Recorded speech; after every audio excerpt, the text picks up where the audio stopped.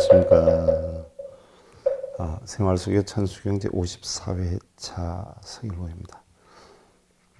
오늘은 육향 가운데 마지막 야약향 죽생 자득대지다. 오늘 그 부분에 대해서 살펴보는데요.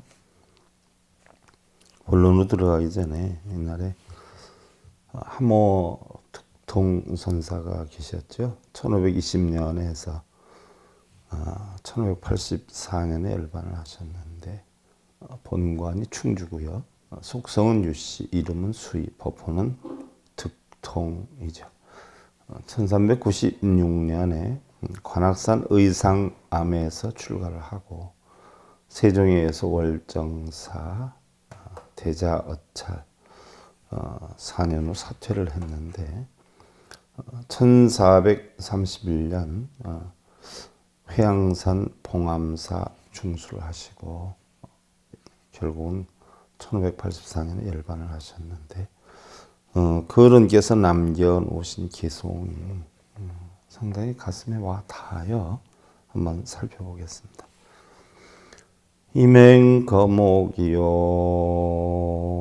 시방병라 이니 무중유로 서방 극락이 니라나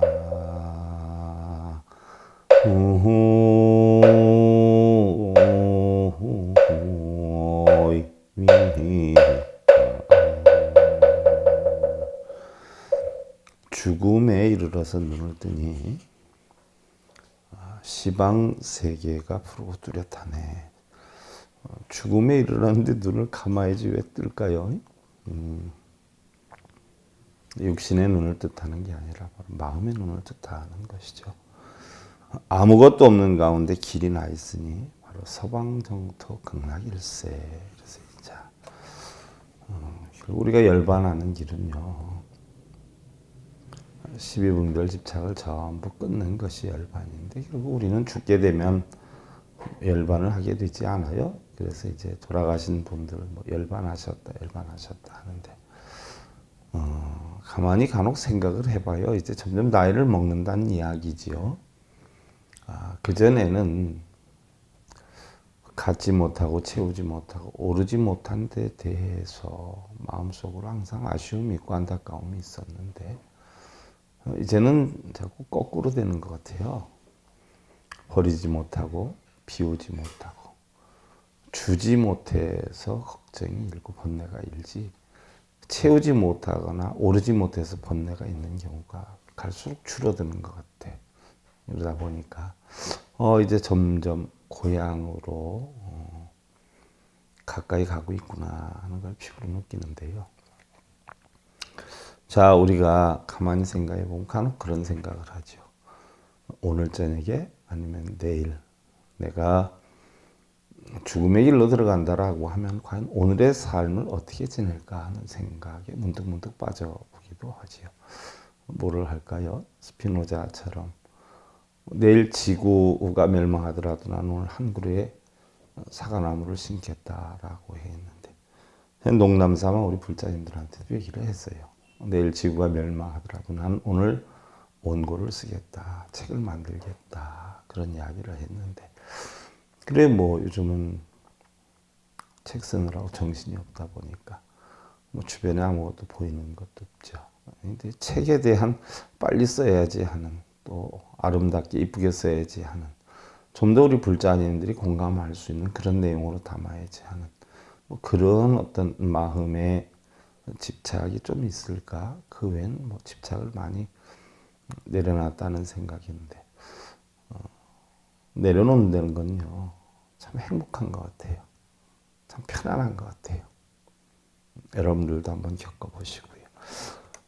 지난번에 우리가 관세음의 10대 원에 대해서 살펴봤죠. 관세음 보살님이 천광정주엘에게 10가지 원을 소원을 세워서 결국 깨달음 얻고 천수천안을 얻었다라고 했는데 그 관세음 보살님이 세웠던 소원을 바로 관세음 보살님이 천광정주엘의 이름을 부르면서 결국 그 약속을 지키기 위해서 깨우침을 얻은 것처럼 관세음보살님이 천수경을 읽는 사람들은 전부 자기 이름을 부르면서 자기에게 약속을 해라 해서 나무대비 관세음 하고 들어가지 않아요. 10가지 소원을 다 이루고 나니까 깨달음은 이제 어느 정도 이루었으니까 여섯의 고통을 받는 그런 곳에 가서 중생을 구제하기 위해서 우리가 육향을 한다라고 해서 이래서 아약향도산 도산자체절이라 칼산종 내가 가면 칼산절로 무너지고 아약향화탕 화탄자 소멸이라 화탕종 내가 가면 화탕절로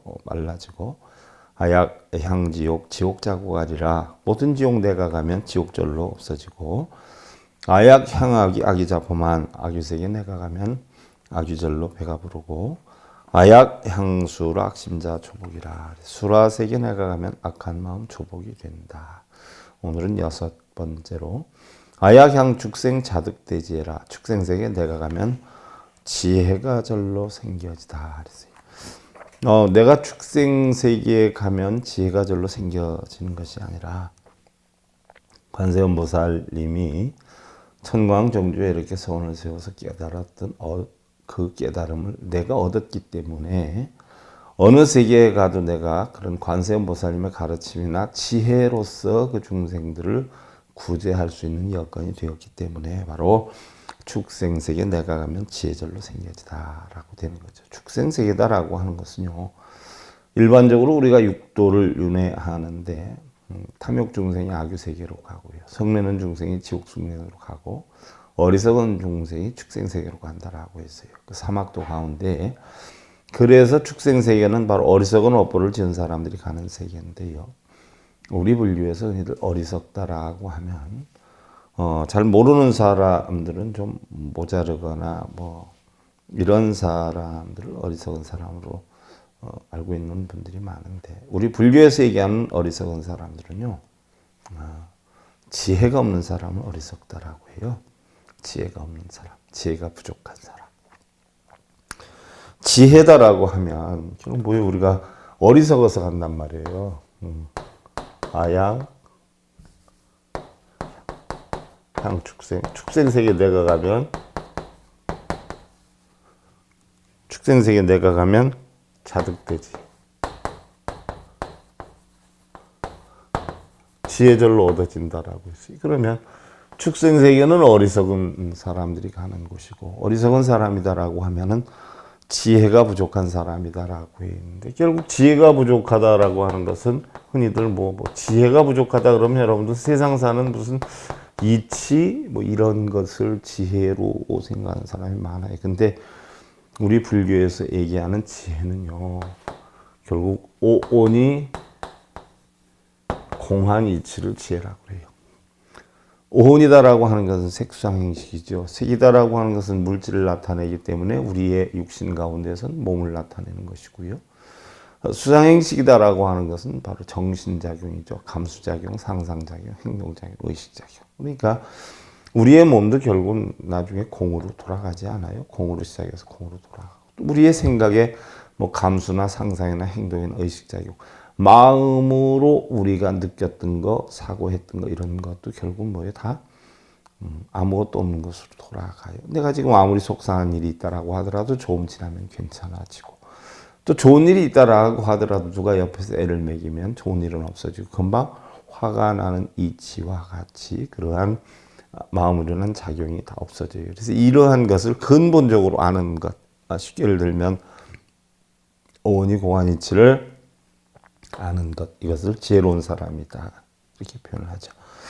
우리가 어떠한 일을 시켰을 때요, 그 일을 제대로 하지 않아요. 부정적으로 생각하고 반항을 하고 핑계를 대고 이유를 대고 그런 경우를 우리는 마군이다 이렇게 표현을 해요. 마군이. 또 시키는 일을 잘하는 사람이 있어요. 이렇게 해라 그럼 이렇게 하고 저렇게 해라 그럼 저렇게 하고 자기의 어떤 주체가 없이 시키는 대로만 일을 잘하는 사람은 우리가 축생이라고 그래요. 소한테 이리야 그러면 이리로 가고 저리야 그러면 저리로 가고. 그런데 인간이다라고 하는 건 어떻게 돼요? 자기가 판단해서 해야 할 일은 시키지 않아도 잘 하고 자기가 판단해서 옳지 않은 일은 시켜도 안 하는 이러한 사람들을 우리는 인간이다 이렇게 보죠. 다시 말해서 어리석은 사람이다라고 하는 것은 지혜롭지 못한 사람을 일컫는 것이고요. 지혜롭지 못하다라고 하는 것은 부처님께서 깨달으시고 관세음께서 깨달으신 그런 세상의 이치, 우주의 원리, 공한 이치 또는 연기법의 이치를 모른다는 것이고요. 결국은 세상이 공하다는 지혜를 모른다는 이야기예요. 세상은 우리가 연기한다라고 하지만 연기하는 이치는 공하기 때문에 연기를 하는 것이거든요. 변해가는 것이에요. 세상은 공하기 때문에 변해가는데 그걸 갖다 우리는 지혜라고 하지요. 예를 들면 있는 것도 없어지고 없는 것도 있어지고요. 좋은 것도 나빠지고 또 행복했던 것이 불행해지고 이런 것들이 다 공하기 때문에 그런 변화가 온다는 것이지요. 봄, 여름, 가을, 겨울의 이치나 성주계공의 이치나 다 마찬가지죠. 그래서 그런 지혜로 살펴보니까 생자 필멸 회자 정리라. 그래서 태어난 것은 반드시 죽는다. 만들어진 것은 반드시 무너진다. 또한 회자 정리라. 만나는 것은 반드시 헤어진다는 이야기. 산을 오르면 내려와야 하고요. 돈이 들어오면 또 나가야 되겠죠. 승진이 되면 여러분들 승진 되게 좋아하잖아. 오르고. 올라갈 때까지 올라가면 어떻게 돼야 돼요? 다시 퇴직해야 된단 말이죠. 요즘 보니까 우리나라 생긴 일에 10대, 20대보다 취업을 희망하는 사람이 60대가 더 많아졌다라고 해요. 10대, 20대는 16%인가? 16점 몇 프로인데 60대는 18점 몇 프로라고 해요. 400만이 넘는다라고 해요. 퇴직해서 편안히 있을 줄 알았는데 어떻게 돼? 다시 재취업을 하잖아. 그러니까 승진하다가 보면 결국 뭐예요? 퇴직을 해야 되죠. 또 돈을 벌면 어떻게 돼야 돼요? 그만큼 돈 버느라고 가정에 불충실할 수도 있고요.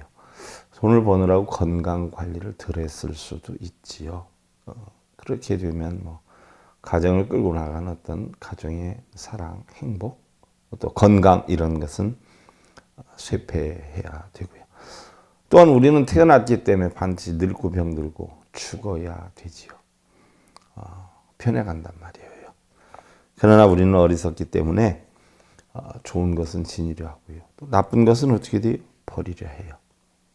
지니고 싶다고 해서 지녀지는 게 아니고 버리고 싶다 해서 버려지는 게 아니란 말이죠. 근데 그런 것을 계속 자기가 판단해서 좋다 하는 건 지니려 하면서 번뇌를 만들고 자기가 판단해서 나쁘다 하는 건 어떻게 돼요?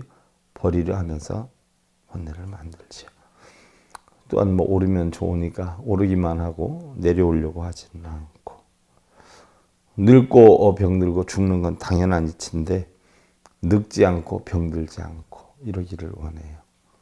죽지 않는다고 하는 사람은 없으니까 죽어도 어떻게 돼요? 오늘 저녁에 눈 감았다 아침에 눈 안 뜨고 그냥 죽었으면 좋겠다. 이런 걸 요구하는 분들이 있어요. 그러나 그런 모든 것들이 알고 보면 다 뭐예요? 괴로움을 만들고 그러한 집착으로 인해서 번뇌를 만들게 되죠. 그러나 우리는 이와 같이 이치를 이치대로 순리를 순리대로 받아들이지 않고 그런 걸 자기 마음대로 하려 그래요. 예를 들면 내가 봄이 좋다라고 하는 사람이 1년 내내 어떻게 돼요? 봄이 되기를 바라기도 하고요. 난 가을이 좋아. 1년 내내 가을이 되기를 바라기도 하죠. 그러나 벌써 이제 찬바람이 불기 시작했어요. 이제 내일 모레면 눈설이 내릴 테고요. 또 얼마 지나지 않으면 또 따사로운 봄볕이 들어 새싹이 만발하게 될 것이고요. 자연의 흐름에 우리는 순응해야 되죠. 겨울이 오는데 겨울이 싫다고 오기를 바라지 않고 또 봄이 온다고 또 싫어하는 경우도 있고요. 또한 남편이나 자식들은 늘 좋은 일만 있기를 바라는 이들 여러분들 가정의 행복이다 평안이다라고 하면 자기 남편 자기 자식들이 항상 좋은 일 밖에서 비유를 들어서 보면 부러워하는 이런 일만 있기를 바라는 경우의 사람들이 많아요. 그러나 세상은 낮으로만 형성이 될 수 없고 밤으로만 형성이 될 수 없단 말이죠. 그러니까 좋은 일이 있으면 반드시 좋은 일만큼 나쁜 일이 일어나요. 또 나쁜 일이 일어나면 나쁜 일이 일어날 만큼 반드시 좋은 일이 일어나죠. 항상 최선의 노력만 하고 살다 보면 결국 성주계공의 이치로 봄, 여름, 가을, 겨울의 이치로 인연의 흐름 따라 변해가는 건 지극히 당연한 거죠. 그런데 그런 걸 변하지 않기를 바라요. 그런 것은 전부 어리석음이죠. 이런 것들은 어리석기 때문에 바로 뭐예요? 축생의 삶을 살게 되는 것이에요. 여러분들 뭐 이제 조금 있으면 또 수능 하지 않아요. 전부들 내 자식 합격되기를 바라잖아요. 전부들. 내 자식이 합격되면 다른 집 자식은 떨어지는 건데 그 생각은 안 해봤잖아. 내가 좋은 여건이 형성이 되면 그만큼 누군가는 나쁜 여건을 겪어야 돼. 뭐 일례를 하나 들어볼까요? 우리 남편이 사업에 성공을 했다? 돈을 벌었다. 그럼 누군가는 돈을 썼을 거 아니에요. 들어온 사람이 있으면 나가는 사람이 있지요. 이런 이치를 우리는 자연스럽게 알아야 되는데 자기를 기준으로 해서 자기 좋은 여건만 만들어 가려고 그래요. 이런 경우에 우리는 사람의 탈을 쓰고는 있지만 지혜로움이 부족하다 보니까 바로 사람의 탈을 쓴 짐승의 삶을 살고 있는 것이다. 이렇게 표현할 수가 있어요. 어디 뭐 그뿐이에요. 부처님이나 보살님의 가르침을 바탕으로 해서 하루빨리 스스로 지혜를 깨쳐서 사람의 삶을 살아야 하는데도 불구하고 맨날 어떻게 돼요? 자기 스스로 만들 생각은 안 하고 이렇게 해달라고 저렇게 해달라고 동상부처님들께 동상보살님들께 빌고 있어요. 그래서 바로 이런 축생들에게 바른 가르침을 주어서 축생세계 내가 가면 제절로 생겨지다 하게 된 건데 그런 사람들이 또 자신이 축생의 삶을 살고 있는 줄 몰라요. 오히려 그러면 거꾸로 사입이라고 그래요. 자기가 사입인데. 바른 불법을 가르쳐 주면요. 잘못된 불법이라고 해요. 그러니까 어느 관점에서 보느냐에 따라서 달라요. 근데 분명한 것은요. 부처님 말씀대로 불교대로 한다 하면 그건 축생의 삶이라는 이야기예요. 바로 중생들이 그것도 따라줘야지 따라주지 않으면 축생 세계를 없앨 수도 없는 것이죠. 옛날에 부처님께서 기원영사에 계실 때 바라문들이 배달을 읽고 쓰고 절을 하고 빌어요. 옛날 부처님 시대 보면 바라문들이 한 2천만 됐고 우리 불자들은 1250명 정도에 지나지 않았잖아요. 왜냐하면 바라문들이 나라의 모든 세력을 가지고 있었고 또 국가나 개인이나 가정이나 바라문 신을 섬겼던 시대이기 때문에 바라문의 뜻에 따랐죠. 그 당시 여건을 놓고 보면은요, 바라문이 2천만이었고 얼마나 세력이 컸어요. 지금 뭐 우리나라 불교 어떤 특정 종단이 문화재나 보물을 다 갖고 있다 보니까 얼마나 세력이 세요. 근데 우리 불교 쪽에서 보면 바라문이 외도잖아요. 부처님 가르침법으로 보면 사실 외도거든요. 근데 얼마나 힘이 세요. 그러니까 그런 쪽으로만 사람이 몰려요. 옛날에 바라문들한테 사람이 몰렸던 거하고 똑같지 않아요? 그래서 바라문들이 배달을 읽고 쓰고 절하는 걸 보고 부처님께서 불법과 계율에 무너지지 않는 깨끗한 진리의 믿음을 갖되 부처님이나 사람을 의지하거나 형상을 믿어서는 아니려느니라 라고 해 있어요. 부처님을 믿지 말라고 그랬어요. 사람을 믿지 말라고 그랬어요.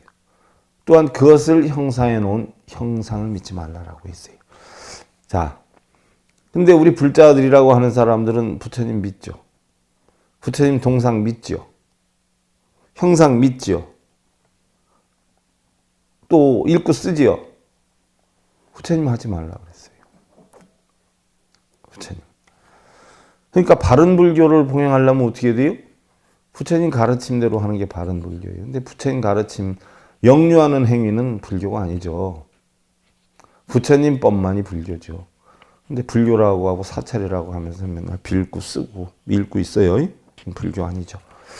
콩 심은 데 콩 나고 팥 심은 데 팥 나는 이치와 같이 영어 공부를 열심히 하면 영어를 잘하게 될 것이고요. 일어 공부를 열심히 하면 일어를 잘하게 될 것이에요. 그와 같이 우리 불교에서도 우리 불자님들도 절을 많이 하면 절을 잘하게 되죠. 연부를 많이 하면 연부를 잘하게 될 거예요. 사경을 많이 하게 되면 경을 잘 읽고 잘 쓰게 될 것이. 그러나 그것뿐이지 그것으로 인해서 남편이 잘 되고 자식이 잘 되지는 않아요. 그러한 것은 유치원생도 다 알아요. 그런데 우리 불자들은 그걸 하면 마치 잘 되는 걸로 알고 있어요. 얼마나 축생의 삶을 살고 있느냐. 그러면서도 본인이 축생인 줄 모르고 있어요. 자, 우유독경이라는 이야기가 있죠. 우유독경. 소규의 경 읽기. 소규에다 아무리 부처님 경을 읽어본들 알아들어요. 여러분들 맨날 붉은 기도 하시지요. 붉은 기도하는 사람들이 그건 따라서 읽는다라고 하더라도 그게 무슨 뜻인지 아는 사람 없죠. 그 뜻에 설명하면 이해를 하는 사람 없죠. 그럼 우유독경 아니에요. 축생이지. 사람의 탈을 쓴 짐승. 어리석은 삶을 살고 있고 어리석은 종교 행위를 하고 있는 것이죠. 또한 부처님께서 왕사성의 중림정사에 계실 때 탁발을 나가셔요. 싱갈로바다라는 한 장자가 매일 아침이면 목욕 재개를 하고 육방으로 기도를 해요. 뭐 무속인들이나 이런 분들 산에 가면 산 사방에 다 기도하고 이러지 않아요? 절하고 이러면서 산에 들어간 사람들 많아요. 물론 뭐 자기 편하기 위해서 그렇다라고 하지만 사실 거기에서 내 안전을 보여주고 아무 탈이 없을 거라고 하는 생각을 하는 것도 자기 자유지만 그렇게 뭐 사방에다 대고 절을 한다라고 해서 안전이 보장이 되는 건 아니에요. 그렇게 산에 가도 뭐 등산하다 돌아가신 분들 천지 셌고 사고 난 사람들 천지 셌어요. 아, 절을 들여서 그랬나? 싱갈로 바다라는 친구가 맨날 아침이면 목욕 재개하고 육방, 동서남북, 상중하중 육방으로 기도를 해요. 부처님께서 그걸 보시고 언젠가는 한번 물어봐야 되겠다 그러다 어느 날 탁발 나가는데 또 그러고 있어. 그러니까 부처님께서 가다 말고 싱갈로 바다한테 물어요. 어찌 그리 매일 그렇게 6방위로 기도를 하는가 물어. 그러자 싱갈로 바다가 아버님께서 돌아가시기 전에 내가 평생 그렇게 왔으니까 너도 그렇게 해야 집안이 편안할 것이다. 그러니까 잊어먹지 말고 꼭 해라 라고 유언을 남겼다라고 해서 하고 있다는 거예요. 그러자 부처님께서는 가만히 이야기를 듣더니 아니 집안이 편안하고 자신이 편하려면 마땅히 4가지 업구를 떠나고 4가지 이유로 악업을 짓지 아니하고 재물을 상실하는 6가지의 원인을 만들지 않으면 10가지의 죄악을 벗어나서 육방을 잘 지키는 것이 되는 건데 라고 하셔요. 육방으로 기도를 하고 절을 하는 게 아니라 바로 집안이 편할 만한 원인을 만들어야 편안한 것이지 육방으로 기도하고 절을 한다고 무슨 집안이 편안해지느냐라고 이야기를. 이게 육방 예경인데요. 그럼 4가지의 업구를 떠나라라고 했는데 4가지 업구는 뭐예요? 4가지 업을 짓는 거지요. 뭐 살생투도 사음 망화예요. 불교의 근본 계율이지 않아요? 근본 4개. 살생투도 사음 망어. 그 다음에 4가지 이유로 악업을 짓지 않는 것은 바로 탐욕, 진해, 우치, 공포. 탐진치와 공포로 악업을 만들지 마라라는 얘기예요.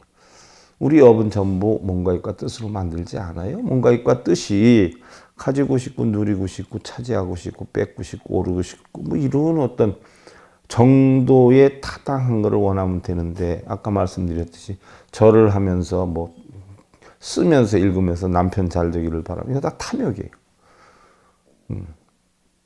정당한 원인에 의한 정당한 결과를 얻는 건 탐욕이 아닌데 정당한 원인이 아닌 것을 만들어 놓고 정당하게 결실을 원하는 건 탐욕이죠. 정당하진 않죠. 그래서 악업을 짓는 것이 바로 탐진치다. 몸과 입과 뜻이 짓는 것이 거기다 공포.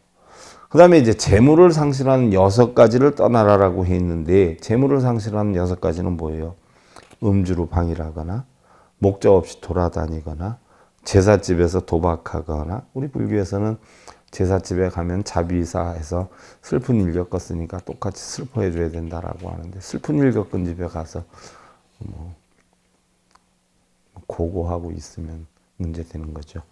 그 다음에 이제 네 번째, 저급한 일에 만족하고, 다섯 번째, 나쁜 것과 사귀고, 여섯 번째, 게으른 것이다. 부처님 불방일경에 보면 우리가 성공하지 가장 못한 이유는 바로 게을러서 그렇다라고 했어요. 그럼 성공하는 방법이 뭐냐? 오직 하나, 게으르지 말아라.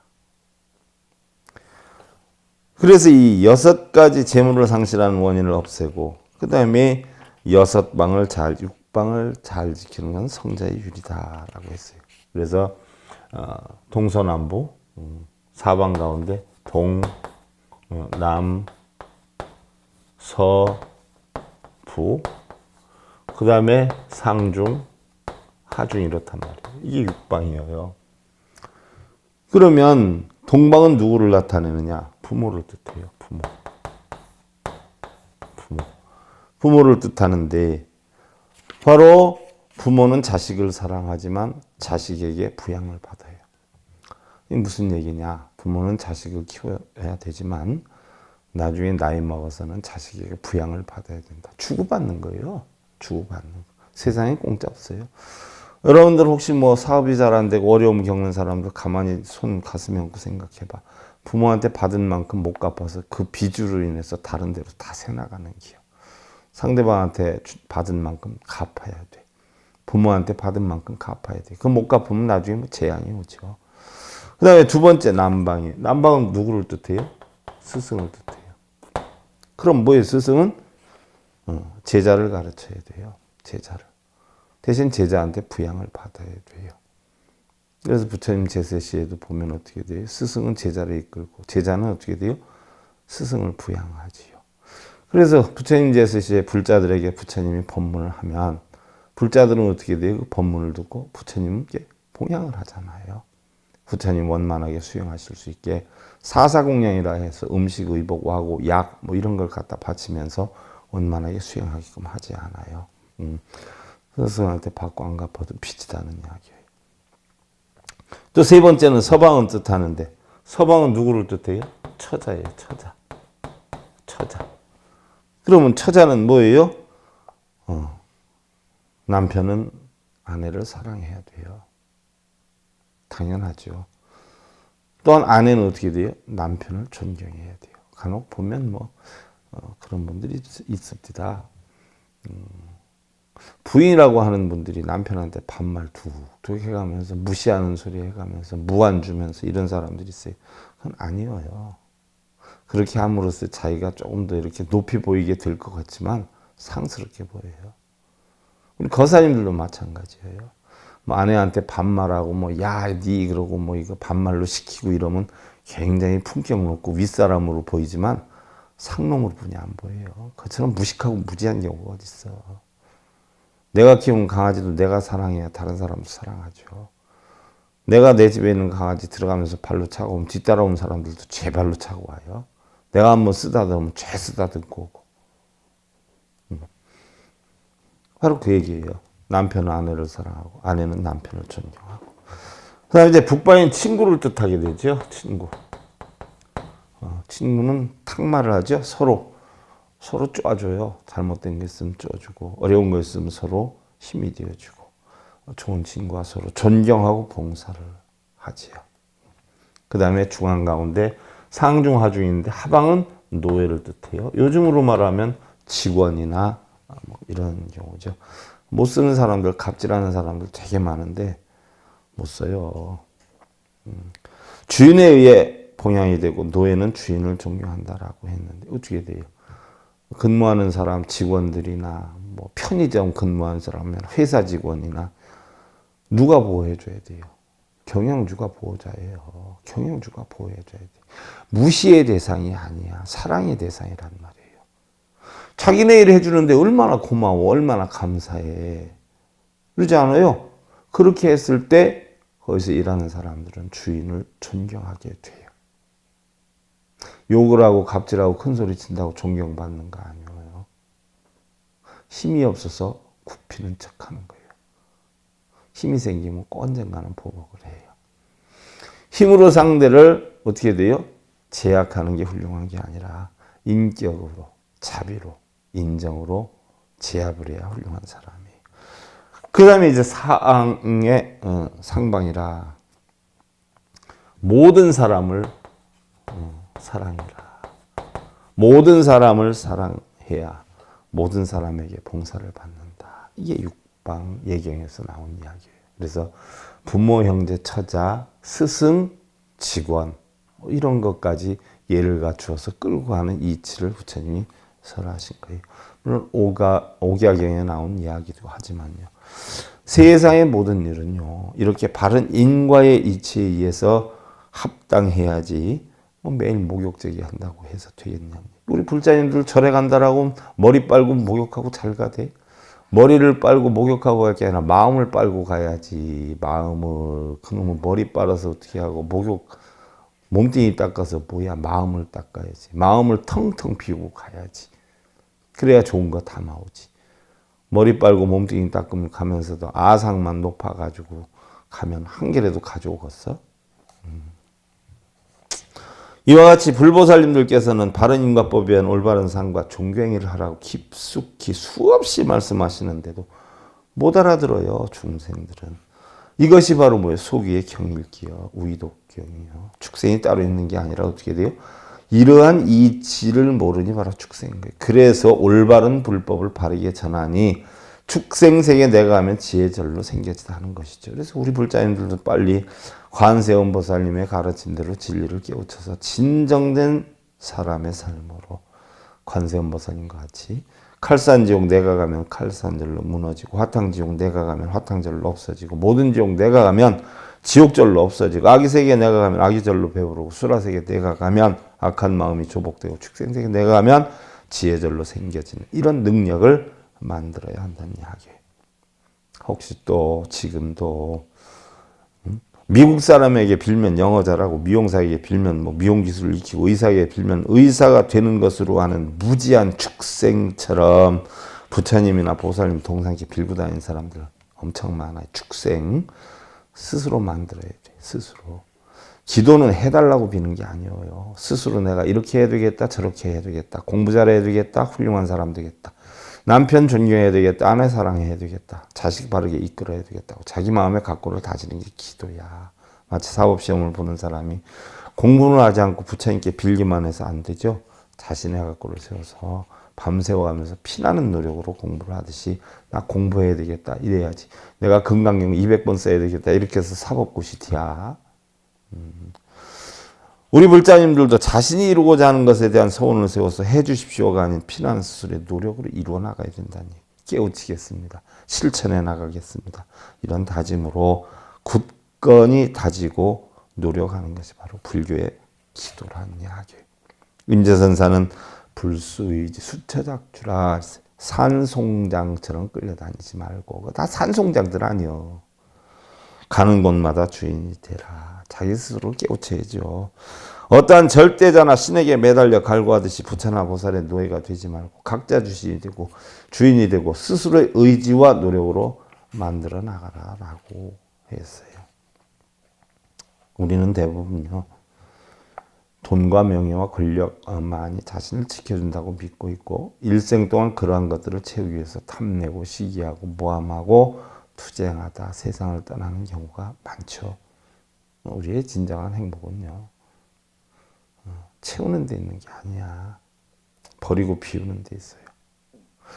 우리가 사는 동안 많은 상처를 받게 되지만 어떤 이는 상처를 통해서 영광을 얻기도 하고 어떤 이는 상처 때문에 인생을 망치기도 하죠. 아무리 세상이 문란하고 부정투성이다라고 하더라도 반드시 정직하고 열심히 사는 사람에게 기쁨이 있다라고 하는 것을 여러분 명심해야 돼. 명심해야 돼. 아무리 또한 다른 사람의 약삭빠른 수단으로 해가지고 한순간 뭐 좋은 여건을 만들기 위해서 잘못을 저질렀다라고 해서 그것을 훌륭하게 본다? 뭐 뒷문으로 해서 뭐 대학 가거나 뭐 아는 사람으로 인해서 애기들 수행평가 뭐 이렇게 좋은 점수 올리거나 이게 똑똑하고 훌륭해 보이죠? 그때는 그렇게 할 수 있어. 나 더 크고 더 사회에 나가면 그렇게 해주는 사람이 없으면 어떻게 돼? 힘들어져요. 그래서 부모가 넉넉해서 자식들 뒷바라지 해줄 때는 잘 나가는 거지만 그 부모 돌아가시면 젖줄이 끊어져서 그때부터는 과연 알코올 중독자가 되는 거야. 왜 그런 이치들을 모르고 자기가 힘이 있어서 자식들 좀 이끌어 주어서 자식이 좀 잘 나가는 상황 보면 뭘 어깨에 힘을 주고 내일 모레면 알코올 중독자가 될 텐데 지금 당장은 힘이 들어도 혼자 스스로 헤쳐나가는 사람들이 불쌍하고 안타깝고 이럴 것 같지만 살아봐. 나중에는 어떻게 돼? 승전고를 올려. 주변에 아무도 없어도 자기 스스로 혼자 꿋꿋하게 헤쳐나가서 성공이라는 행복이라는 문에 이르러서 기쁨의 삶을 만들 수 있게 돼. 여러분들 그걸 명심하시고요. 오늘은 뭐 여기까지뿐이 못하겠네. 조금 더 나가려고 해 있는데 오늘 아약향 죽생 자득대지의 부분 조금 남았는데 이거 다음 시간에 이어서 하는 것으로 하고요. 자, 합장들 하셔봐. ह्या교 친소충에게 도가 원해 없가심이니라나 하모니다.